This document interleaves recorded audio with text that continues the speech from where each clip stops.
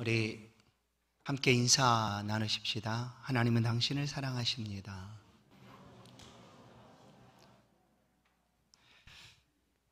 하나님께서 내게 구하시는 것이라는 제목으로 오늘 말씀을 함께 상고하겠습니다. 우리는 매주일 하나님 앞에, 예배 앞에 모입니다. 섭니다. 우리 예배드리면 많은 시간들 중에 한 시간, 그 정도 시간이 아니라 모든 시간들 가운데 가장 최고의 시간인 줄로 믿습니다. 오늘 함께 예배하는 모든 성도 여러분, 또 가정에서 비대면으로 예배에 함께 하시는 모든 성도 여러분, 이곳에 예배하는 우리의 심령 속에 주의 은혜 원총이 하늘로부터 가득하기를 간절히 축원합니다. 가인과 아벨이 하나님 앞에 예배를 드렸습니다. 제사를 드렸죠. 그런데 하나님께서 가인의 제사는 받지 않으셨다라는 것을 창세기에서 우리가 보게 됩니다. 그들은 정성을 다하여 가인 역시 첫 곡식을 가지고 하나님 앞에 예배했고, 아벨 그가 기르는 양 중에 양을 잡아 하나님 앞에 예배를 드렸습니다. 그런데 왜 하나님이 가인의 예배만 받지 않으셨을까? 이런 물음이 생깁니다. 재물의 문제가 있었나? 하나님 앞에 드려진 그 재물이 문제가 있었을까? 그러나 창세기에는 율법도 없는 시대였습니다. 율법의 재물들은 시내산 언약을 통해서 하나님이 주신 내용이었죠. 그런데 그 율법 속에서도 곡식을 하나님 앞에 드리는 제물도 말씀을 하십니다. 또 양도 드리는 제물도 말씀을 합니다. 그래서 가인과 아벨의 제사에서 가인의 예배가 받아들이지 않았다라는 것은 물질의 문제가 재물의 문제가 아니었다라는 것을 우리가 생각하게 됩니다. 그러면 왜 하나님 받지 않으셨을까?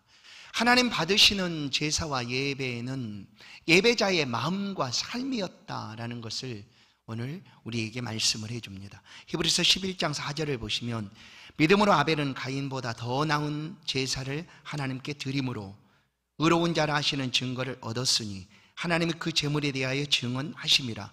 그가 죽었으나 그 믿음으로써 지금도 말하느니라. 아벨은 더 나은 제사를 드렸는데 그 더 나은 제사가 제물을 더 좋은 것을 가지고 하나님 앞에 드렸다는 것이 아니라, 예배를 드릴 때, 제사를 드릴 때 그 아벨의 마음에 하나님이 받으신다 하는 그 믿음이 있었다라는 거죠. 믿음으로 드려진 제사를 하나님이 기쁘게 받으셨습니다. 오늘도 마찬가지입니다. 우리가 하나님 앞에 믿음을 가지고 드리는 그 예배를 하나님께서 기쁘게 받아주시는 것이죠. 우리의 예배함은 단순히 성도의 의무감 때문에 드려지는 시간이 아닙니다. 많은 시간들 가운데 그래도 하나님의 자녀니까 최소한 한 시간은, 일주일에 한 번, 한 시간 정도는 드려야지 맞지 않느냐 하는 그런 마음 때문에 드려지는 예배가 아니다라는 것이죠. 우리 예배는 생명입니다. 예배하지 아니하면 우리가 살 수가 없습니다.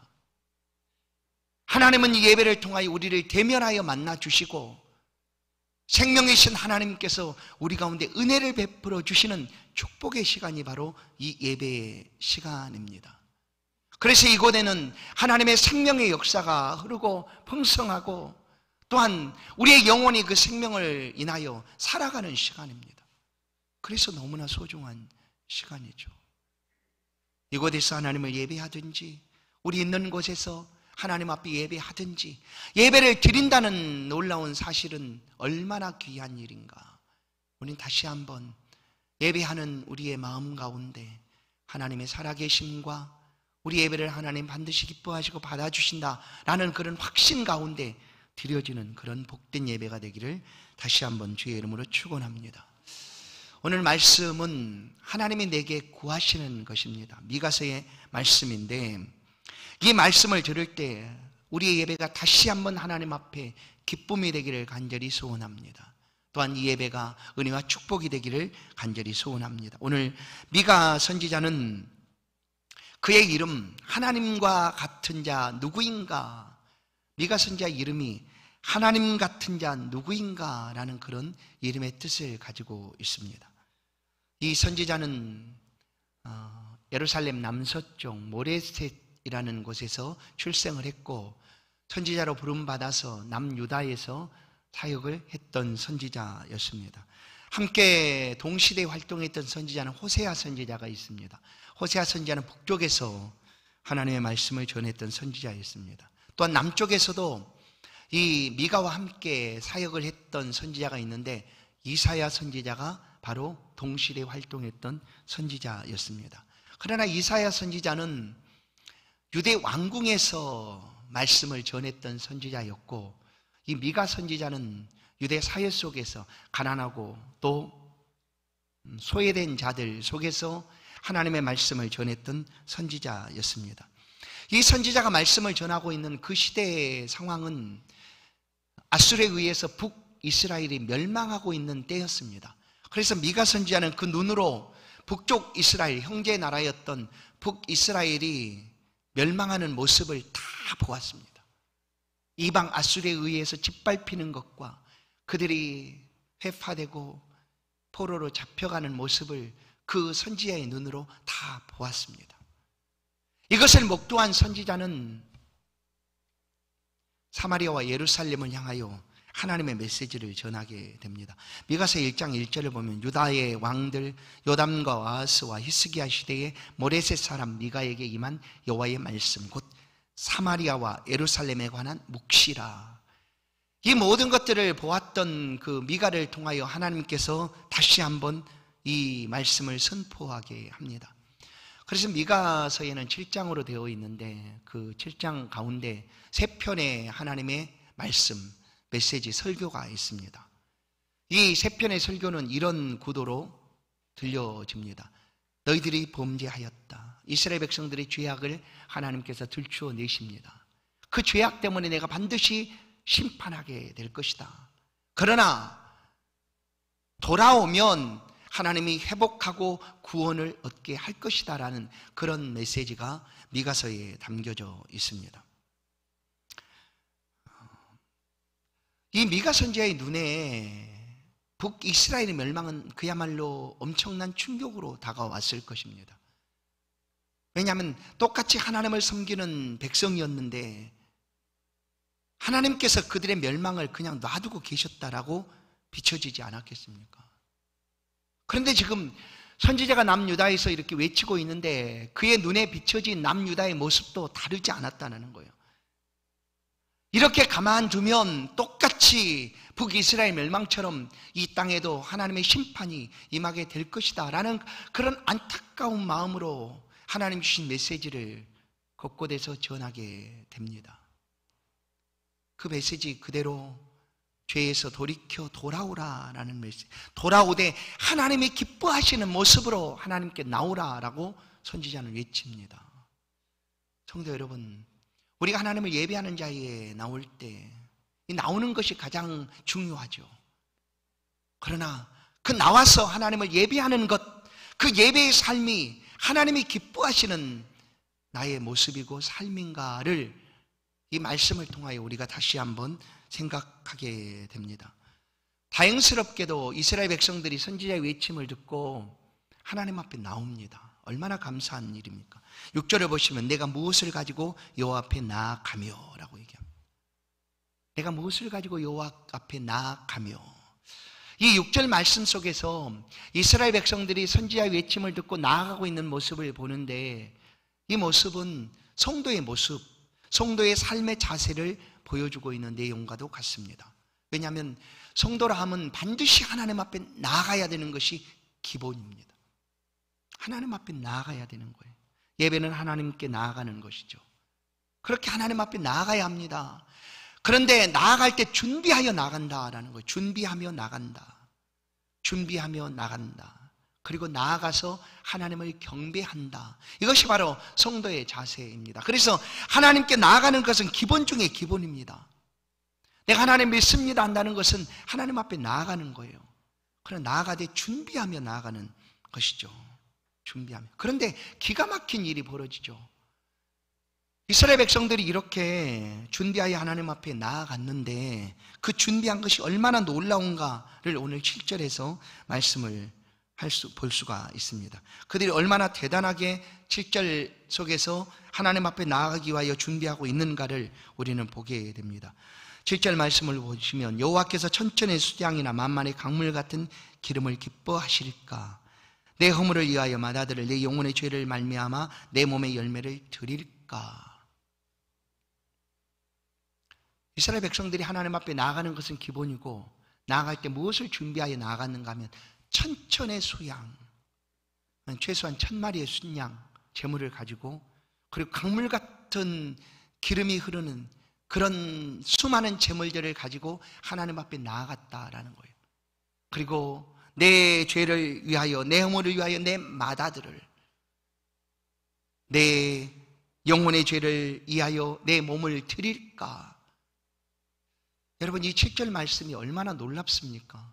오늘 우리의 삶에서 드려지는 예배와 이들이 지금 하나님 앞에 나아가고 있는 모습을 견주고 본다면 어떻습니까? 난 여기에 뒤지지 않는다라고 우리가 자신 있게 말할 수가 있을까? 지금 우리의 예배 가운데 그야말로 놀라운 그들의 모습이죠. 얼마만큼 하나님 앞에 내가 이와 같은 모습으로 하나님을 예배합니다 라고 준비하여 나아가고 있는 모습이에요. 대단한 모습이죠. 종교적인 열심이 특심한 사람들이에요.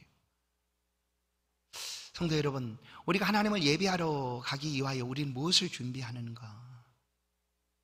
하나님 앞에 마음이 중요하니까 마음만 중요하면 되지라고 우리가 모든 것을 그것으로 그냥 소위 말하는 것처럼 퉁 쳐버리는 것 아닌가? 오늘 이스라엘 백성들이 하나님 앞에 준비하며 가지고 왔던 이 제물들을 보면 우리와 과연 견질 수가 있을까? 대단한 제물들이죠. 대단한 열심입니다. 그런데 더 놀라운 것은 이런 그들의 모든 제물을 하나님이 기뻐하지 않으신다라는 거예요. 아니, 이 정도로 하면 얼마나 놀라운 일입니까? 하나님을 위하여 모든 것들을 준비하여 하나님 앞에 드리고 있는데 정성으로 분명히 준비하지 않았겠습니까? 그런데 하나님이 기뻐하지 않으신다라고 얘기하는 거예요. 성도 여러분, 우리가 하나님 앞에 예배한다는 것은 물론 내가 예배하니까 내가 굉장히 중요하죠. 그러나 우리가 하나님을 예배하는 것은 하나님이 무엇을 기뻐하시는가를 우리가 알아야 되는 거예요. 내 생각, 내 의지, 내 감정, 내 뜻, 이것보다 먼저 하나님이 무엇을 기뻐하실까? 하나님 무엇을 원하실까? 하나님이 내게 정말 구하시는 것이 무엇일까라는 것을 내가 아는 것이 준비입니다. 그런 준비가 우리 가운데 필요한 것이죠.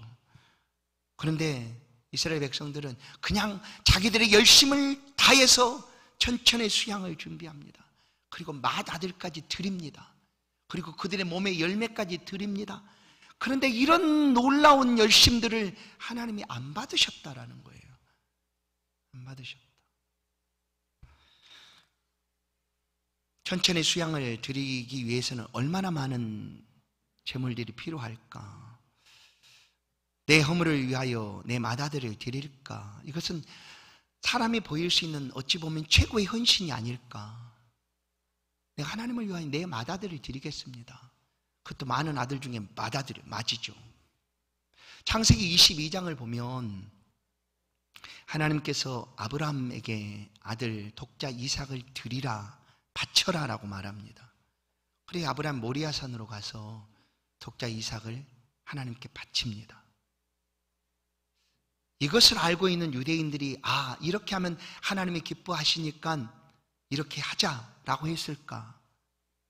창세기 22장에서 아브라함에게 하나님이 하신 말씀은 아브라함이 하나님을 믿었다라는 것을 확인하고 싶어서 하나님이 하신 말씀이었습니다.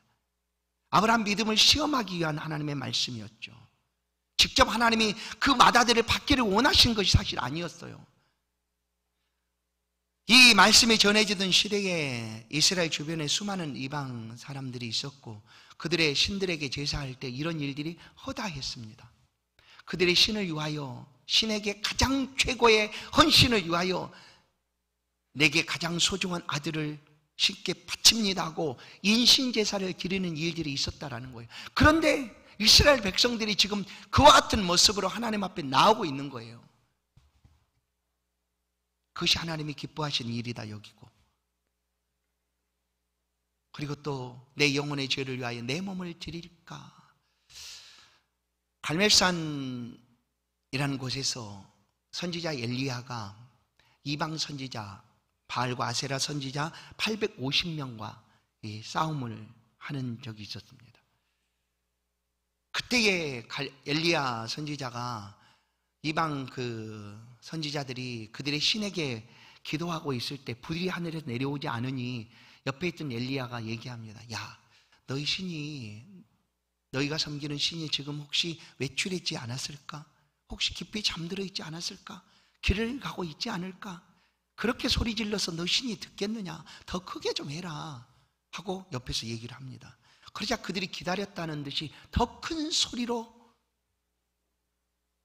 그들의 신 앞에 소리칩니다. 그리고 칼과 창을 꺼내서 그들의 몸을 해합니다. 피를 흘리며 그들의 몸을 찌르고 해합니다. 이것이 그들의 규례였습니다. 이런 몸의 제사를 이스라엘 백성들이 지금 드리고 있다는 거예요. 하나님 보십시오. 우리가 이렇게 하나님을 잘 섬기기 위해서 예를 쓰지 않습니까? 그러니 하나님 우리를 받아주십시오라고 말하고 있는 거예요. 그런데 하나님이 그들의 제사를 받지 않으셨다. 그들이 행하고 있는 모든 것들을 하나님께서 기뻐하지 않으셨다라는 거예요. 그들의 종교적인 열심을 오늘 우리의 열심과 비교해 본다면 비교가 되겠습니까? 오늘 어떻게 하면 오늘날은 가능하면 교회는 조금 오는 것, 가능하면 일주일에 1시간만 최소한의 시간을 가지고 하나님을 예배하는 것으로 그냥 마무리하려고 하는 사람들의 모습이 있습니다.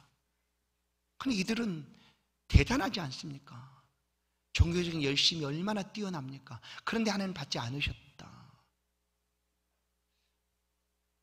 그러니까 하나님은 이런 하나님 앞에 우리의 열심을 하나님 원하지 않으신 것이구나 라고 생각해서는 안 됩니다. 이들이 이렇게 행하고 있는 것을 받지 않으신 이유는 이거였어요. 왜냐하면 그들은 그것이 전부라고 여겼어요. 내가 하나님을 위하여 열심을 내고 헌신하고 섬기면 그것이 하나님이 기뻐하시는 것이다 라고, 그것이 전부라고 여겼어요. 그것만이 전부다 라고 생각을 했던 거예요. 그러나 하나님은 말씀하세요. 오늘 8절 말씀을, 미가서 6장 8절 말씀을 우리가 한 목소리로 한번 합독을 하겠습니다. 같이 읽습니다. 시작. 사람아, 주께서 선한 것이 무엇임을 내게 보이셨나니 여호와께서 내게 구하시는 것은 오직 정의를 행하며 인자를 사랑하며 겸손하게 내 하나님과 함께 행하는 것이 아니냐. 종교적인 열심에 필요 없다는 말씀이 아닙니다. 여러분 혹시 오해해서 필요 없구나, 내가 열심을 내는 것 아무짝에 필요 없구나 라고 생각해서 그냥 지금 하고 있는 주를 향한 열심도 멈추려고 하지 마시라는 얘기예요. 그것만이 전부가 아니고 또 우리의 삶에서 필요한 것이 이거라는 거예요. 그런데 이런 모습들은 사실 누가 판단하거나 누구에게 보여지거나 이런 삶이 아니지 않습니까? 그냥 나 사랑합니다 하는 것으로 끝날 수 있어요. 내가 그렇게 살아가면 되는 건 아닙니까? 하고 말하는 것으로 끝날 수도 있어요. 그러나 하나님이 모든 것을 달아보시고 알고 계시기 때문에 그 하나님 앞에서 우리가 삶을 살아간다면 이런 삶을 살아야 되지 않겠느냐 하는 거예요. 미가 선지자가 이스라엘 백성 곳곳을 다니면서 이 말씀을 전파할 때 그들의 삶에서 가난한 자는 한없이 가난하고 좀 힘을 가지고 권세를 가지고 있던 사람들이 그들의 것을 빼앗고 착취하고 불의가 계속되고 있는 그들의 삶의 모습을 보면서 이 말씀을 하고 있는 거예요. 왜냐하면 그 사회 속에는 모두 다 하나님의 백성들 아닙니까? 하나님의 선민이라고 부르고 있는 하나님의 사람들이 아닙니까? 그런데 그들이 살고 있는 그 속에서 이런 불의가 계속되고 있고 가난한 자들은 한없이 가난하여 힘들고 어려운 지경에 놓여 있었다라는 거예요. 그러면서도 그들은 하나님 앞에 나올 때는 천천의 수양과 그들이 보일 수 있는 최고의 헌신의 모습을 가지고 나왔다라는 거예요. 그런데 하나님 그걸 받지 않으시고 너 삶의 자리에서 잠잠히 하나님과 동행하며 살아가라 하는 말씀으로 오늘 들려주고 있는 것입니다. 성도 여러분, 하나님 우리를 받으시기를 기뻐하시는 분이에요. 우리의 삶을 한없이 바라보시고 축복하시는 분이세요. 그 하나님께서 정말 원하시는 것이 무엇인가? 오늘 이 한 시간 하나님 앞에 성도의 의무감 때문에, 아니 그 많은 시간 중에 최소한 한 시간은 그래도 하나님 앞에 있어야지 라는 것 때문에 있는 것이라면 우리의 마음과 생각을 바꾸셔야죠. 가인처럼 드리는 예배가 아니라 아벨처럼 하나님을 믿음으로 드리는 예배를 드려야 합니다. 미가 선지자의 외침뿐만 아니라 아모스 선지자도 우리가 보았지만 아모스 5장 24절에서 그렇게 표현합니다. 오직 공법을 물같이 정의를 하수같이 흘릴지어다. 그들의 삶의 자리에서 그렇게 살아가라는 거예요. 똑같은 말씀을 하고 있습니다. 그는 가장 첫 번째로 정의를 행하는 것이 무엇일까? 옳은 일을 한다라는 것이죠. 옳은 일을 한다. 그러면 이 기준이 잘못되면 각각 옳다고 여기는 것이 달라질 수가 있습니다. 하나님이 하시는 말씀은, 그 말씀의 기준은 성경입니다. 성경. 이것을 기준으로 옳은 일을 하라는 거예요. 옳은 삶을 살아가라라는 것입니다.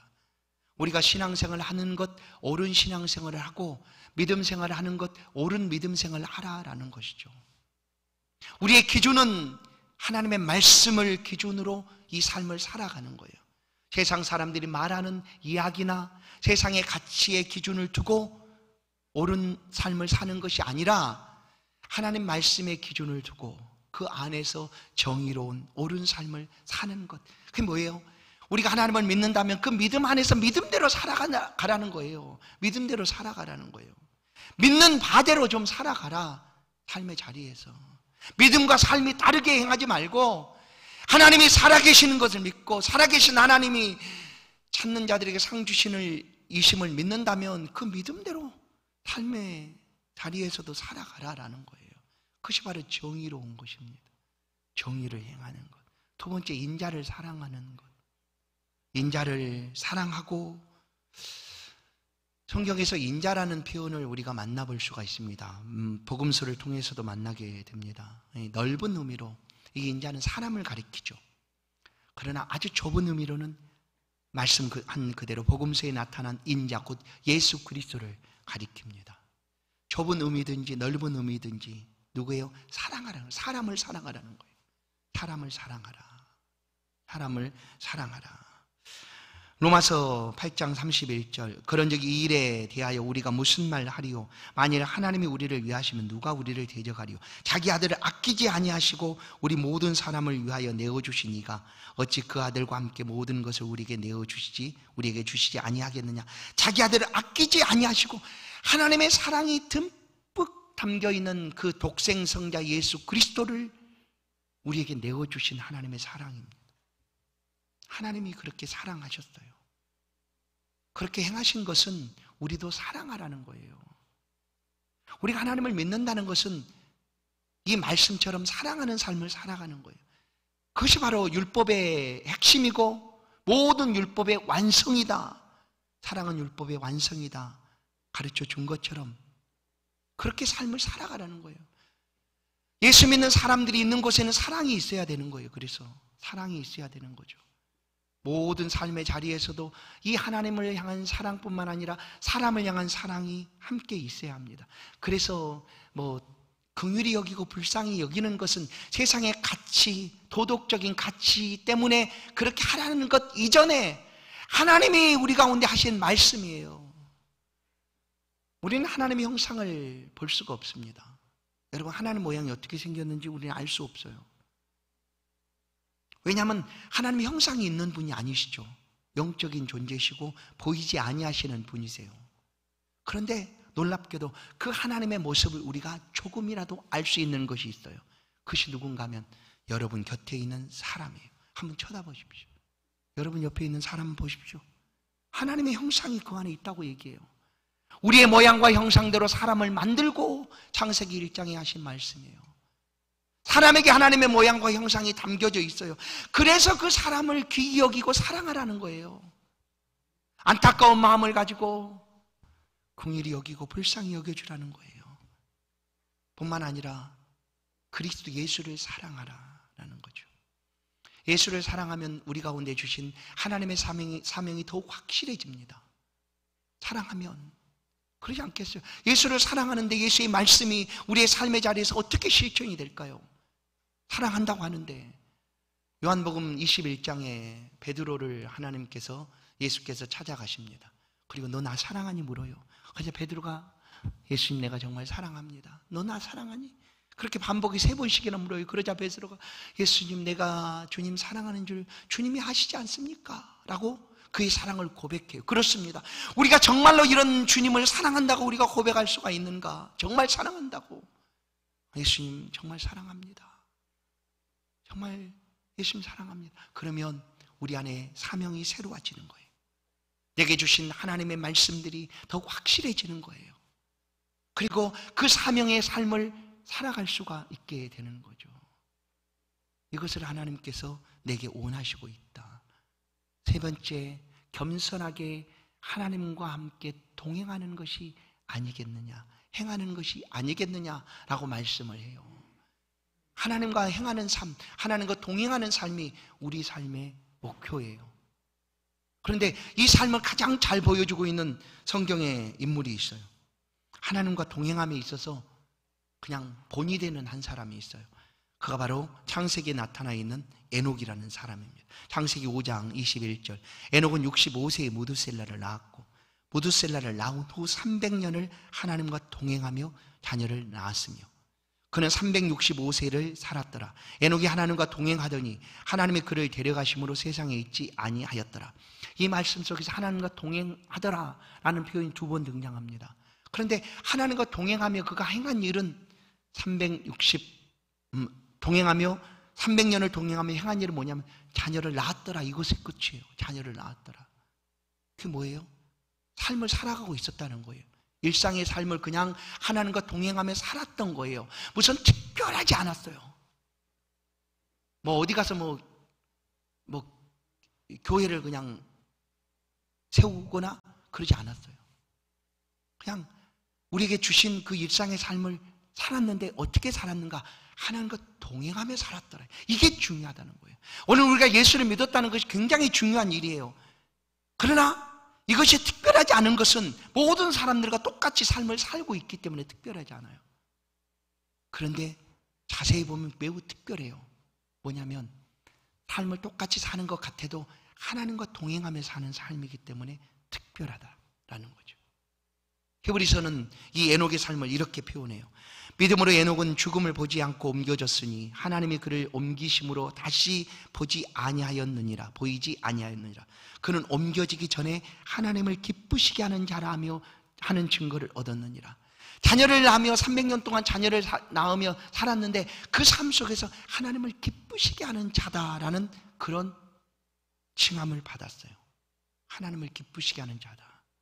성도 여러분, 우리는 하나님을 기쁘시게 하는 사람들인 줄로 믿습니다. 어디에서? 교회에서 지금 예배를 드리고 하나님 기뻐하는 예배를 하나님 앞에 드리고 있지 않습니까? 그러나 이곳에서뿐만 아니라 우리가 어디서 하나님을 이렇게 섬기며 동행하며 기뻐하는 자라라는 칭함을 받고 살아가야 하는가? 교회에서는 당연한 일이죠. 교회 안에서는 당연히 집사님, 권사님 하면서 하나님을 높이며 하나님 앞에 우리의 최선의 삶을 살아가고 있는 것 아닙니까? 그러나 교회가 아닌 이 교회를 오늘 이 시간을 지나서 떠나서 살아가고 있는 에녹처럼 300년을 살았던 그 삶의 자리에서 우리가 어떻게 하나님과 동행하며 살아가야 되는가 하는 거예요. 그것은 정의를 행하고 인자를 사랑하고 하나님과 겸손하게 동행하며 살아가는 삶이다라고 오늘 우리 가운데 말씀을 해줍니다. 왜 그럴까요? 교회를 떠난다는 것은 그냥 우리가 삶의 자리로 가는 것 아니겠어요? 그러면 그 삶의 자리, 모든 삶에 우리가 살아가고 있는 모든 것들은 하나님께서 영광을 받으시는 것들입니다. 하나님의 주권이, 하나님의 권세가 미치는 영역인 거죠. 어디서든지, 우리 가정이든지 사회든지 직장이든지 사업의 터전이든지 어디서든지 여전히 하나님께서 함께 하시고 주권을 가지시고 행하시는 장소다라는 거예요. 그래서 이 모든 것들 속에서 우리는 하나님을 기쁘시게 하며 영광을 돌려야 하는 거예요. 여기서만 아니라 교회를 떠나서 여전히 하나님 기뻐하시고 하나님께서 받으시기 합당한 그런 삶의 제사를 드려야 된다라는 거예요. 그것이 바로 미가 선지자가 그 사회를 다니며 외쳤던 하나님의 말씀이에요. 우리의 삶의 방향이 분명히 정해졌어요. 뭘까요? 하나님을 향하여, 그리스도 예수를 위하여, 교회의 영광을 위하여 라는 삶의 방향이 우리 가운데 정해졌죠. 그 삶을 우리가 지금 살고 있는 거예요. 그렇게 살아가면서 하나님 앞에 나아가는 것은 기본 중에 기본이고 이미 하나님 앞에 나아가고 살아가고 있어요. 우리는 그 무엇을 준비하여 나갈까? 그때에 우리의 삶의 열매를 가지고 가는 거죠. 삶의 열매를, 내 생각과 내 뜻과 내 의지와 내 결정으로 하나님을 만나는 시간이 아니라 일주일 동안 우리의 삶의 자리에서 하나님 하시는 이 말씀을 붙잡고 살다가 이 한 시간 하나님 앞에 나와서 하나님, 내가 이렇게 살았어요 하고 그 열매를 가지고 하나님 앞에 드리는 거예요. 아시죠? 하나님, 내가 그 사업하면서 얼마나 힘들고 어려워했는지, 내가 직장에서 어렵게 그 삶을 살아가고 있었든지 아시죠? 그래도 나는 하나님 앞에 정의롭게 그런 말씀대로 믿음의 옳은 믿음을 가지고 삶을 살았습니다 하고 이 자리에 나와서 하나님 앞에 고백하는 거예요. 그 삶은 하나님이 기뻐하신다는 거예요. 이것이 하나님께서 내게 구하시는 것이에요. 물론 우리가 하나님을 향한 열심이 필요 없다는 말씀은 절대 아닌 것을 기억하십시오. 그것이 전부다라는 것만 생각하지 마십시오. 그것 아니고, 그것이 전부가 아니고 그것 외에도 우리가 삶의 자리에서 이렇게 하나님을 섬기며 살아가야 된다라는 것을 말씀드리는 것입니다. 우리가 이 삶을 살아갈 때 기준이 되는 것이 분명히 있습니다. 그것은 바로 하나님 여호와의 말씀입니다. 말씀대로 순종하며 여호와를 경외하며 살아가면 그 삶을 하나님이 기뻐하신다. 그리고 기대하십시다. 우리를 하나님께서 처음과 나중이 완전히 다르게 바꾸어 가실 거예요. 지금도 이미 바꿔가고 계시는 과정이죠. 어느 순간 우리 안에 그리스도 예수의 형상이 보여지게 될 것이고, 어느 순간 예수 그리스도의 모습처럼 우리가 장성하게 자라서 하나님 앞에 서서 이 복된 예배를 드리게 될 것입니다. 그때까지 하나님께서 우리를 절대 놓치지 않습니다. 지금도 지키시고 보호하셔서 이 삶의 자리에서 하나님을 기뻐하시는 삶을 살아갈 수 있도록 힘주시고 은혜 베풀어 주실 줄로 믿습니다. 이 하나님을 의지하셔서 말씀 앞에 순종하시고 하나님을 삶의 자리에서 잘 경외하시는 저와 여러분의 복된 생애가 되기를 주의 이름으로 간절히 축원합니다. 하나님 감사합니다. 하나님 기뻐하시는 삶을 오늘도 살며 주 앞에 예배로 영광 돌리오니 받아 주옵소서. 우리의 삶의 자리에서 우리를 눈동자처럼 지켜주사 옳은 믿음, 옳은 신앙 가지고 하나님을 향하여 나아갈 수 있도록 말씀 앞에 순종하며 하나님을 잘 경외하는 삶을 살아갈 수 있도록 붙들어 주시니 감사합니다. 주여, 우리 안에 그리스도 예수의 모습이 조금씩 더 커지게 하시고 삶의 자리에서 그리스도 예수의 향기가 조금씩 흘러날 수 있도록 우리를 사용하여 주옵소서. 그리하고 주 앞에 나올 때 우리의 모습에, 이 삶의 모습에 기쁨을 가지고 하나님 앞에 나올 때 우리를 받아주시고 우리 안에 은총을 허락하여 주옵소서. 생애 동안 오직 주만 의지합니다. 감사하옵고 예수 그리스도의 이름으로 기도하옵나이다. 아멘. 찬송